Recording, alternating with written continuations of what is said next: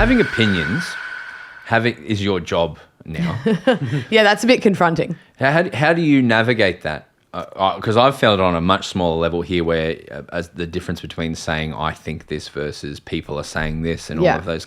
How have you navigated that the more you've done this? I think the trickiest time for me to do that is through AFLW season, because a lot of the players are my mates. A lot of the coaches are people that I have a lot of respect for. And I think the toughest probably that I had last year was the Western Bulldogs and Essendon game. And during the coverage, I went quite hard at that. And it was disappointing. It was disappointing to watch. It was teams that were both struggling to score, yet both parked the bus essentially and didn't look like they wanted to score. Mm. And from someone that advocates so hard for the AFL and the AFLW, it was just disappointing that that's how the game panned out. Yeah. And I said at halftime, someone needs to do something different because this is not great. And it's not great to watch. And the thing that I had the most issues with after that was people that have never, ever had an opinion on AFLW, that never do anything to help grow AFLW, were all of a sudden, and journalists, piling in on how poor it was. And that's not fair. Yeah. I'm as much advocating for AFLW as anyone else. And if you want to sort of jump on board when things aren't good, I don't think that's fair. Yeah. I don't think if you're not going to celebrate the good, you can't put down the bad. No, it's got to be And that, I think, really inflamed the situation. And I think because I was the one that initially brought that up, there was probably some sort of different emotions directed at me because of that. And from, like, I worked at the Western Bulldogs the year before. I love those girls. I love the coaching staff. I love what they've been able to do at the program. But I think it sort of felt to them like I was attacking them personally. But I wasn't. I was just trying to sort of make a point that this isn't good enough. And if you want to win a game of footy, it's probably not how you can play. Yeah.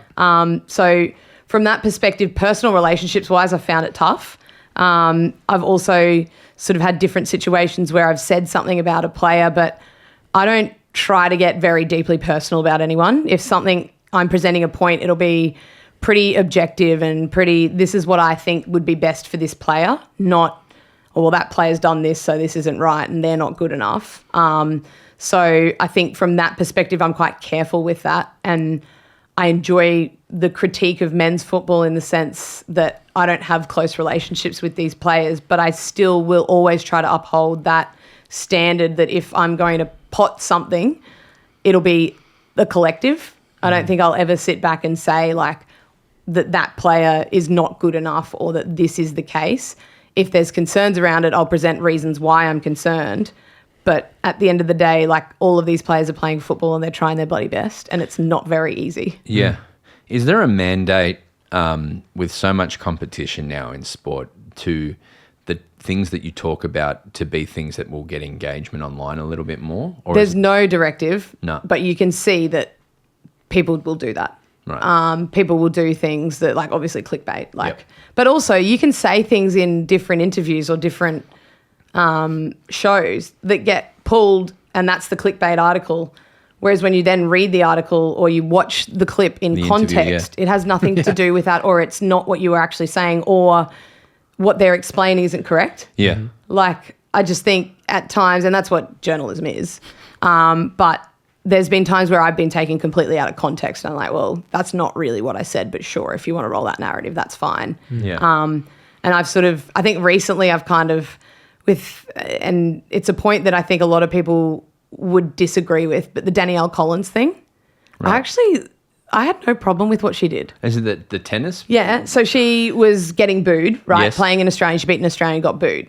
And all she did was win a match. But you know what Australians are like. We're very patriotic and we don't like people that are either a little bit outside the box or whatever, or we absolutely love you because you're slightly outside the box. Like we have this real, it could go either way with us, and especially in a sporting sense. And like she came out and said, like, thanks so much for booing. Thanks so much for coming. You're actually all paying for me to go to the Bahamas and all of this. And I'm going to really enjoy my private jet after this. How she delivered it was really lacking class. Yeah. Absolutely. Like it was so classless. It was very WWE actually. I was just like, you know what, good on you. Like, and I sort of had the same response a couple of weeks ago when my show on AFL.com.au was announced, and it was Xander and myself, Xander Maguire. And like, a lot of the comments towards him were not nice, not at all nice. A lot of the comments towards trying to replace Kane were not nice. And I was just like, you know what, like, if that's how you're going to be, I'm leveraging off this. Yep. Because if that's what you're going to say about the show, guess what? People are talking about it. And so I put out a tweet that was just like, thanks so much for the really supportive comments. I'm going to do a really good job at this show. And it's like, you know what? If you're gonna cause sort of a bit more media storm, then here you go. Yeah. Thanks for your contribution to making more people watch this show. Talked about it with the grade as well, as of like, I think Higo said it really interesting. It's like, who's do you know anyone who comments things?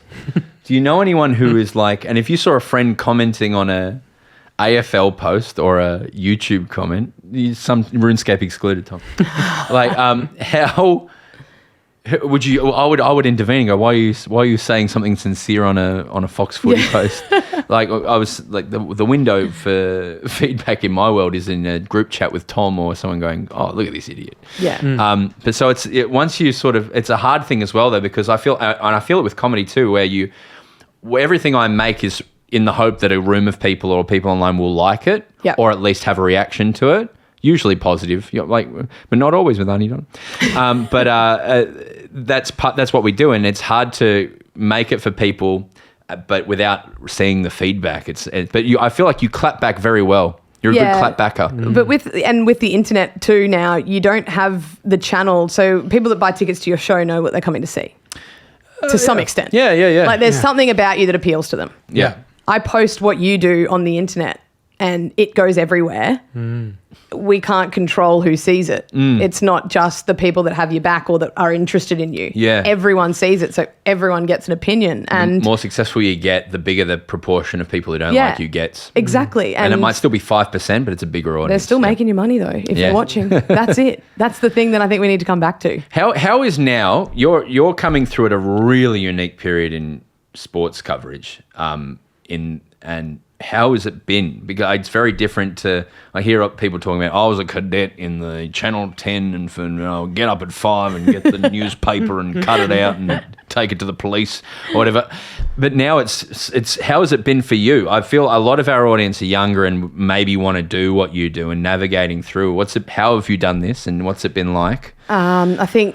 Not to say that yours is the way. It's just mine's the sort of unique way to, if you're playing at a high level. That's the first thing that opened up an opportunity for me. And how many footy players that you played with, or how many do you know that want to go into the media? Is that a lot? There is a lot. Yeah, definitely. And I think women particularly, because they're not paid as much as what men are when they're doing it, so they can actually. There's other ways to make money out of it, and they need to.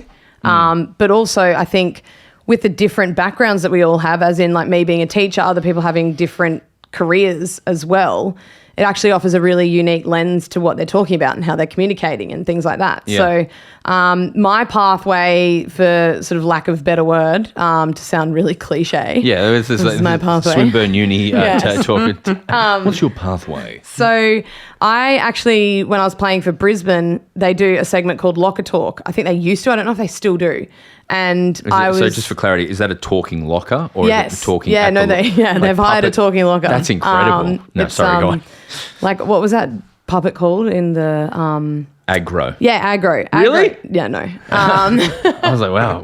So I started doing that, like hosting. So you do every 3 or 4 weeks, and you go around, just chat to your teammates, have a list of questions, and just create some banter, get to know the player better, really. Which is a great way for our AFLW team to sort of show who we were outside of footy, and just really loved that. Like, I didn't even know I wanted to do anything in media, but loved doing that. And everyone was like, oh, you're so good at that. Like, it's just so easy to you. Like, you should do more of it. And I was like, yeah, I should. Like, I would love to, but how do you?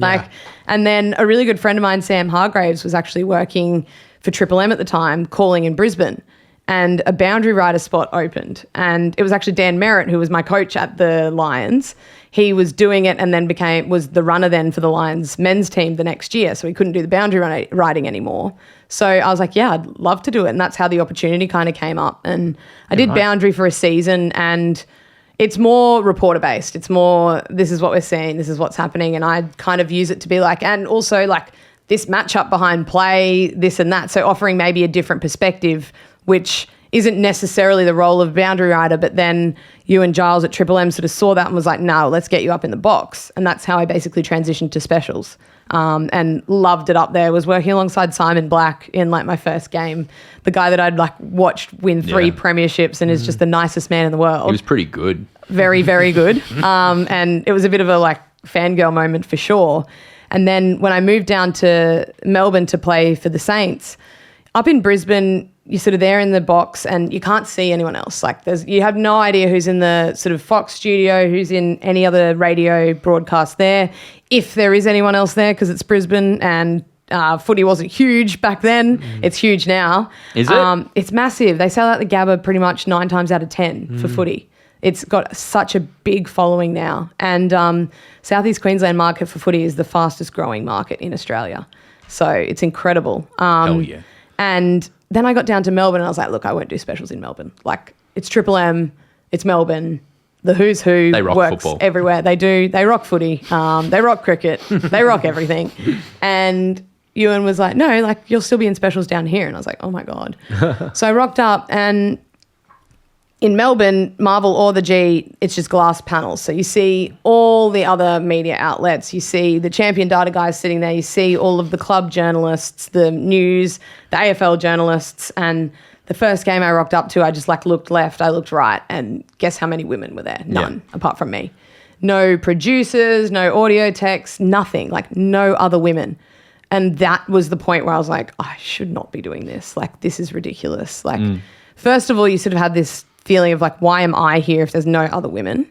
And then it's kind of like, why are there no other women? Yeah.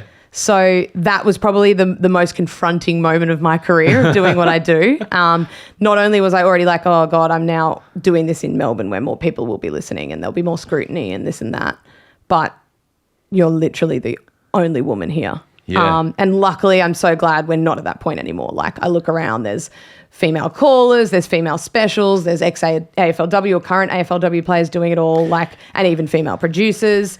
I think that's the spot of media where we sort of think, okay, there's more women on the screen. We still need more women behind the mics or behind the screen. So how long ago was that when you first did the Melbourne call? So that would have been 2020. Right. Yeah. So, well, there was no one there at all. No. Well, no, that season there was. Yeah, right. That was leading into Armageddon. But so you feel like there's been a marginal increase. Well, why do you think that is? One thing I think that's really helped is AFLW itself. We've got plenty of athletes now, but not only the athletes, the AFLW broadcast involves more commentators, more female special comments, whether they've played or not. It gives them an opportunity to do that, which then allows them, and I don't think it should be this way, but it is a pathway into men's footy, unfortunately. But I think the other thing that's really helped is one of the programs that I went through, Making the Call, has really helped to develop the pathway for female journalists, females in sport, to do any sort of media, and it's very wide ranging. And they're just about to launch another program actually, which is for AFLW players, VFLW players, and umpires as well, females, to go into more sports media. So it's really exciting. Do you feel? It's a hard way to frame. Do you feel welcome now when you go and call? Do you feel 100% welcome? Right. I think the person that probably feels most out of place is myself, and no one makes me feel like that. I just sort of feel like that. And I think at times, I don't know if you guys feel like this, but at times I think we all have those doubts about whether we're supposed to be where we are. My partner's a doctor and she never thinks she should be doing anything in medicine. And it's like, you've done what you've done, you're great at your job, but you always have this self-doubt that's imposter syndrome. Yeah. And I think I've always felt like a few times I was like, it's pretty clear I only got this job because I'm a woman. Like, at times it's kind of like, cool, like there's 3 other blokes on this panel and clearly they needed a woman because of the day and age that we're in. And that's really sad that that's where my head goes. And if that is ever the case, or if I think that at the start, I think, you know what? I'm going to prepare so well. I'm going to do such a good job at this that even if they did hire me because I'm a woman, they're going to look back at the end of this and go, wow, she was the best for the job. We got her, maybe we got her for that reason, but wow, she's incredible and we love what she does. So that's sort of my way to kind of counter that in my own head. Just make sure you're good at what you do.